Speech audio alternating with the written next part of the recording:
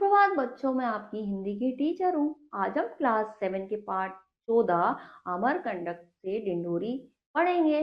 तो बच्चों, मैं आपको बता दूं इस पाठ में हम क्या पढ़ने वाले हैं। बच्चों, यात्रा जो है उसके बारे में इस पाठ में बताया गया है कि यात्रा का की जो लिखने की विधा होती है लेखक की, वो इतनी जीवंत वर्णन करता है कि जो पढ़ने वाला व्यक्ति होता है उसको ऐसा महसूस होता है कि जैसे हम वहीं हों, उस अनुभव को महसूस करने लगता है। और इस पाठ में लेखक ने ही अमरकंटक से जो है डिंडोरी तक की यात्रा का ऐसा ही वर्णन किया है, जिसे हम पढ़ने वाले हैं, उसके अनुभवों को जानने वाले हैं। तो पाठ की शुरुआत करने से पहले हम जानकारी लेते हैं। चलिए शुरुआत करते हैं। यात्रा वृत्तांत हिंदी साहित्य की एक ऐसी विद्या है जिसमें लेखक अपनी यात्रा के अनुभव का ऐसा जीवंत वर्णन करता है कि पढ़ने वाला उसमें उसके साथ हो ऐसा अनुभव करता है। ऐसा अनुभव करता है कि जैसे पढ़ने वाला उस लेखक के साथ हो। ठीक है। प्रस्तुत यात्रा वृत्तांत में नर्मदा के सौंदर्य के तट पर बसे लोगों के जीवन का वर्णन किया गया है। यहाँ पे क्या किया गया है? नर्मदा के सौंदर्य और उस तट पे बसे हुए लोगों के जीवन कैसे होते हैं उसका वर्णन किया गया है। ठीक है। साथ ही अमरकंटक से डिंडोरी तक की यात्रा का अभिनव प्रस्तुतिकरण किया गया है। और इसके साथ ही क्या करा गया है? जो है अमरकंटक से डिंडोरी तक की जो है यात्रा के सारा वर्णन किया गया है। ठीक है बच्चों, तो चलिए अब पाठ की शुरुआत करते हैं। गंगोत्री यमुनोत्री या फिर नर्मदा कुंड ये वह स्थान है जहाँ नदी पहाड़ की कोख से निकलकर पहाड़ की गोद में आती है। जो ये ऐसे स्थान है जहाँ नदी कहाँ पहाड़ की जो है कोख से निकलकर ही पहाड़ की गोद में आती है। ठीक है। पहाड़ के गर्भ में छुपा हुआ पानी यहाँ अवतरित होता है। नवजात शिशु की तरह नदी यहाँ धवल उज्जवल और कोमल होती है। यहाँ नदी कैसी होती है? जैसे नवजात शिशु एक छोटा नया बच्चा जो होता है कोमल होता है उसकी तरह होती है। ठीक है। यहाँ से हमारी यात्रा का नया अध्याय शुरू हुआ। अभी तक हम नर्मदा के उत्तर तट पर थे, यहाँ के दक्षिण तट पर आ गए। अभी तक उद्गम की ओर चलते थे, आज से संगम की ओर चलेंगे। कहाँ चलेंगे? संगम की ओर चलेंगे। ठीक है बच्चों, आगे देखते हैं। कोई 2 घंटे में कपिल धारा पहुंच गए। अधिकांश प्रवासी यहाँ से सड़क पकड़कर कबीर चोरा होते हुए डिंडोरी निकल जाते हैं। लेकिन हमें तो नर्मदा के किनारे किनारे जाना था, पर कपिल धारा के सामने गहरी घाटी को देखकर ठिठक खड़े हो गए। जाना तो हमें नर्मदा के किनारे था, लेकिन क्या करा? कपिल धारा के सामने की जो घाटी थी वो ऐसी थी, उसे देखकर हम खड़े हो गए। ठीक है। वहां से कोई नहीं जाता, पर पगडंडी तो क्या, पगडंडी की चुटिया तक नहीं थी। वह चिरोरी करने पर भी कोई हमारे साथ आने को तैयार ना हुआ। उल्टे डरा दिया कि गर्मी के दिन है, सांप बिच्छू नदी के किनारे आ जाते हैं, वहां से जाना खतरे से खाली नहीं, लेकिन जाएंगे तो नर्मदा के संग संग इसी घाटी में से, चाहे जो हो। क्या हुआ? लोगों ने हमें वहां बहुत डराया, कोई साथ जाने को तो तैयार नहीं हुआ। ये भी डरा दिया कि सांप बिच्छू यहाँ होंगे, लेकिन हमने क्या सोचा? हमने सोचा नर्मदा के संग संग इस घाटी में से जो है कुछ भी हो जाएंगे जरूर। ठीक है। रक्षा करना माँ इन कपिल धारा से नीचे उतरना संभव नहीं था। जो है वहां से नीचे उतरना संभव नहीं था, और हम क्या कह रहे थे? रक्षा करना माँ। ठीक है। थोड़ा आगे बढ़कर नीचे उतरे। जो प्रपात के आसपास मधुमक्खी के सैकड़ों छत्तों को देखकर बड़ा ताज्जुब हुआ। और वहां प्रपात के आसपास क्या थे? मधुमक्खी के छत्ते थे। उसे देख के बड़ी हैरानी हुई। दीपावली के समय एक ही छत्ता नहीं था। मधुमक्खियों को गर्मी में शायद यहाँ ठंडक पाती होगी। ऐसा लग रहा था मधुमक्खियों को मानो जैसे गर्मी में यहाँ पे क्या ठंडक लगती हो, इसलिए इतने सारे छत्ते हो गए हों। ठीक है। आगे देखते हैं आगे क्या है। दूध धारा से भी नीचे उतरे। चट्टानों पर धीरे धीरे आगे बढ़ रहे थे। कहीं कहीं तो समझ में नहीं आता था कि कहाँ से बढ़े, कहीं कहीं ऐसी जगह थी समझ ही नहीं आ रहा था कि कहाँ से बढ़े। ठीक है, गिरते पड़ते चढ़ते उतरते चप्पा चप्पा आगे बढ़ रहे थे। थक जाते तो बैठ लेते, फिर तुरंत चल देते, थक जाते तो बैठ जाते, फिर तुरंत चल देते। इस सुनसान घाटी में हम अनावश्यक विलंब करना नहीं चाहते थे, यहाँ हम ज्यादा देर रुकना नहीं चाहते थे, देर नहीं करना चाहते थे। ठीक है, आगे देखते हैं। विलंब तो नर्मदा भी नहीं चाहती थी, तेज गति से कूदती दौड़ती नीचे उतर रही थी। अमरकंटक कोई बड़ा पहाड़ नहीं है, ये कोई बड़ा पहाड़ नहीं है। ठीक है, आते समय हम इसे 2 घंटे में चढ़ गए थे, 2 घंटे में इसकी चढ़ाई पूरी हो गई थी। ठीक है, उस समय नर्मदा का साथ छोड़ दिया था, सीधे पगडंडी से चढ़े थे। इस बार नर्मदा के किनारे किनारे बिना पगडंडी के उतर रहे थे, बिना पगडंडी के हम उतर रहे थे। ठीक है, वो आगे बता रहा है कि कैसे कैसे उन्होंने चढ़ाई करी और कैसे कैसे उतर रहे थे।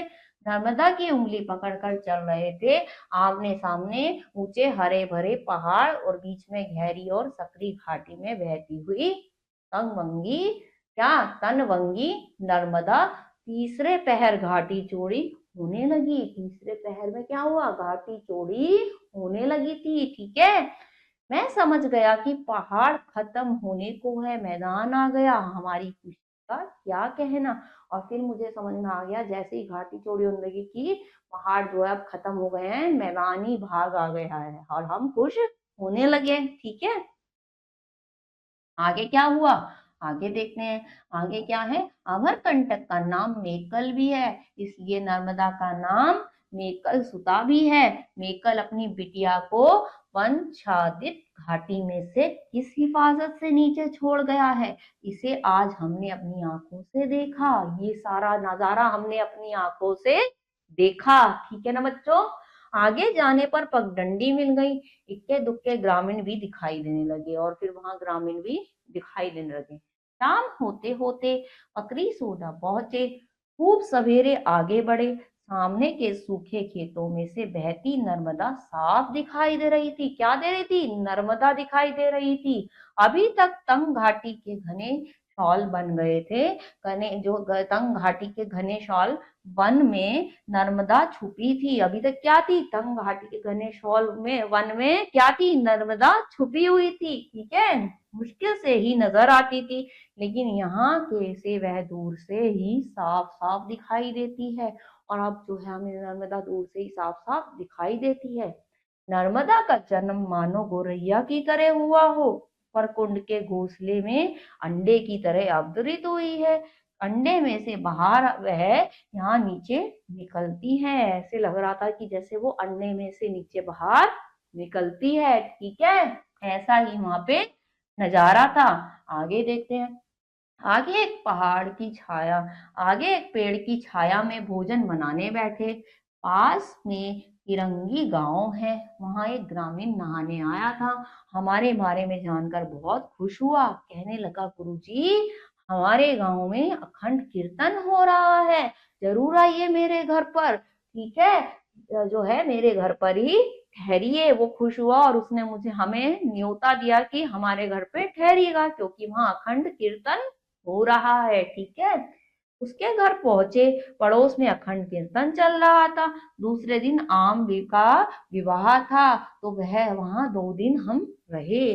उसके पड़ोसी ने घर के आंगन में आम का पेड़ लगाया था, 2 साल से उसमें आम लग रहे थे, लेकिन जब तक वह उस पेड़ का विवाह नहीं कर देता तब तक उसके फल नहीं खा सकता। ऐसा रिवाज यहाँ तो चमेली की बेल के साथ आम का विवाह रचाया। पंडित जी आए हैं, विधिवत विवाह हो रहा है, हम यह सब रस पूर्वक देखते रहे। गांव के कठोर जीवन में से अनुष्ठान रस घोलते हैं, तो हम वहां पे ऐसी जो ये रीति रिवाज जो है इसे देखते रहे, और जो वो है हमारे जीवन में भी बहुत रस घोल गए, क्योंकि ऐसे रीति रिवाज हमने पहली बार देखे थे, हमें बहुत आनंद आ रहा था। ठीक है ना बच्चों, आगे देखते हैं। द्वारकामटट्टा में गोपी कोटवार के घर रहे। गांव में एक जगह शादी हो रही थी, हम भी शामिल हुए। मुहावरे पड़ रही थी। सभी जो हैं, क्या हो रहा था, दूल्हा दुल्हन के पैर पूजे, मैंने भी पूजे। दुल्हन के हाथ में 2 रुपए रखे। तहलका मच गया। सभी दस्सी दस्सी जो दे रहे थे, सभी दस्सी दस्सी दे रहे थे। मुझे तो पता नहीं था, मैंने 2 रुपए रखे तो सारे में शोर मच गया, है ना। आगे देखते हैं। एक मजे की बात यह थी कि यह लड़की का नहीं, लड़के का घर था। लड़की का नहीं, लड़के का घर था जहां पे हम गए थे। ठीक है, मजे की बात ये भी थी। यहाँ 4 मुहावरे। लड़की के घर पड़ती है, 3 लड़के के घर। यहाँ चलने पर नर्मदा का एक प्रपात देखने को मिला। नर्मदा की 20 प्रपातों में से सबसे लहुरा कोई 1 मीटर ऊंचा, सबसे लहुरा कोई 1 मीटर ऊंचा था ये। ठीक है, जो पानी ने पथरीले पाट को काट छाट कर खोखला बना दिया है, मानो नदी में कोठियां बनी हो, इसलिए इसका नाम कोटी घूगरा, घूगर या घूगरा यानी प्रपात है, इसीलिए इसका नाम ये है। ठीक है, आगे देखते हैं, आगे क्या है। गिरिहीन धरती पर से आगे बढ़ रहे थे। दीपावली के समय जब सामने तट से चले थे तब कैसी हरियाली थी, उसकी जगह अब है सूरज की ज्वाला से चटकती भूरी सूखी जमीन। पहले यहाँ जो है दीपावली के समय कैसा था, हरियाली थी, लेकिन अब क्या है, सूखी जमीन है। ठीक है, छाया के लिए कहीं पेड़ तक नहीं, डिंडोरी तक ऐसा ही उजाड़ रहेगा, इसलिए बड़े सवेरे चल देते और 9-10 बजे तक जो गांव आ जाता वहीं ठहर जाते, जो भी गांव आता वहीं पर ठहर जाते। अगला पड़ाव जो है बंजर टोला, इसके बाद शिवनी संगम। यहाँ शिवनी नदी नर्मदा में आ मिली। संगम पर बड़े मंदिर में रहने की बढ़िया व्यवस्था हो गई और यहाँ एक आंधी मन को छू गया तो यहाँ 4 दिन रह गए। शादियों के दिन थे। मंदिर के सामने की पगडंडी से बारातें निकल रही थी। क्या निकलती थी, वहां से मंदिर के सामने से बारातें निकलती थी, क्योंकि शादियों के दिन थे। अद्भुत आकर्षण में है माँ नर्मदा में, अद्भुत आकर्षण है माँ नर्मदा में। हमने वहां इतना महसूस करा कि माँ नर्मदा में बहुत ज्यादा आकर्षण है। ठीक है, आगे देखते हैं, आगे क्या है। बैसाखी पूर्णिमा के दिन खूब बारातें देखने को मिली। शहनाई, निशान, नगाड़े, टिमकी और झुमका के स्वर दिन भर गूंजते रहे। दूल्हा दुल्हन हाथ में पंखा लिए घोड़े पर सवार रहते। एक कांवर में दहेज रहता। पगडंडी पर चलते एक के पीछे 10-15 बाराती रहते। बस हो गई बारात। कुछ इस तरह से वहां बारात रहती थी। ठीक है, आगे देखते हैं। जो तोताराम पास के गोरखपुर बाजार में मनिहारी का सामान बेचता है। रोज नर्मदा नहाने आता है, साथ में रहता है उसका तोता। कौन रहता है, उसका तोता रहता है साथ में, पिंजड़े में नहीं, उसके कंधे पर। कहाँ रहता है, उसके कंधे पर रहता है, लेकिन उड़ नहीं पाता। वो उड़ता नहीं है। क्यों नहीं उड़ पाता, तोते से बड़ा प्यार है उसे। तोता जो है, तोता राम से तोते का बहुत ही प्यार है, इसलिए उसके प्रेम के कारण उसके कंधे से वो नहीं उड़ पाता। अकेला जीवन, ना घर ना घाट, ना कोई आगे ना पीछे। थोड़े बहुत पैसे इकट्ठे होते, तीर्थ करने निकल पड़ता। एक दिन मैंने पूछा, तोता राम तुमने शादी नहीं की। मैंने उससे पूछा, तुमने शादी नहीं की भाई, क्यों नहीं की भाई, उससे मैंने इस बारे में पूछा। आगे देखते हैं क्या होता है। सगाई तो 3 बार हुई, लेकिन शादी एक बार भी नहीं हुई। किसी न किसी कारण सगाई टूट जाती। 3-3 सगाई के बावजूद कुंवारे तोताराम की व्यथा कथा सुनकर मन उदास हो गया, लेकिन उसने अपने मन को मना लिया। तोते में मन लगाया है। उसने मन जो मना लिया और तोते में मन लगाया हुआ है। ठीक है, आगे देखते हैं। एक दिन गोरखपुर का बाजार कर आए, फिर चल दिए गर्मी के दिन। खेतों में फसल नहीं थी, पहाड़ नहीं, जंगल नहीं। जंगल तो दूर, छाया के लिए एक पेड़ तक नहीं था। वहां पे एक भी पेड़ तक नहीं था। सामने के गांव दूर से ही दिखता रहा, रास्ता भटक जाने का कोई भय नहीं। तो पगडंडी की परवाह किए बिना नर्मदा के किनारे किनारे चलते रहे। ठीक है बच्चों, आगे देखते हैं। आगे क्या देखा उन्होंने? आगे देखा, धूप के कारण बुरा हाल था और आज आकाश में बादल थे। तो फिर क्या हुआ?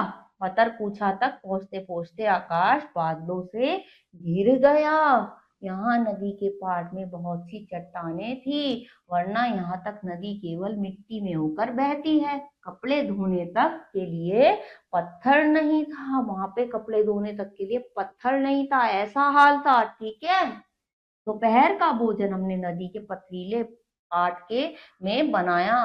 भोजन करके चले ही थे कि तेज वर्षा के कारण भागकर गांव में शरण लेनी पड़ी। थोड़ी देर की वर्षा में गांव में इतनी कीचड़ हो गया था कि चलना मुश्किल हो गया, इसलिए रात वहीं ठहर गए। और फिर वहां इतना जो है कीचड़ हो गया था कि रात को वहीं ठहरना पड़ा। ठीक है, आगे देखते हैं आगे क्या हुआ। वो फटते ही कुछ दूर चलने पर लिग्नी गांव में एक वृद्धा से पीने के लिए पानी मांगा। तो उसने कहा, आओ बेटा, पानी देता हूँ, लेकिन ऐसा करो रोटी खाकर पानी पियो, धूप में से आ रहे हो, खाकर पानी पियोगे तो ठीक रहोगे। उसने कहा, खाकर पानी पियोगे तो ठीक रहोगे, क्योंकि तुम धूप में से आ रहे हो। माँ जैसे बच्चों को फुसलाती है, दुलारती है, बिल्कुल वही भाव के स्नेह में टाल नहीं सके। और वह रोटियां ले आई, उन पर शक्कर रखी थी। लो, खा लो बेटा। उसने इस तरह से हमें प्यार से कहा कि हम टाल नहीं सके, और हम भी बैठ गए और वो शक्कर डाल के रोटियां ले आई। ठीक है, कैसा तृप्ति का भाव था उसके चेहरे पर। उसके भाव पर ऐसा, चेहरे पर जो है इतना अच्छा भाव था कि हम खुद को नहीं रोक सके।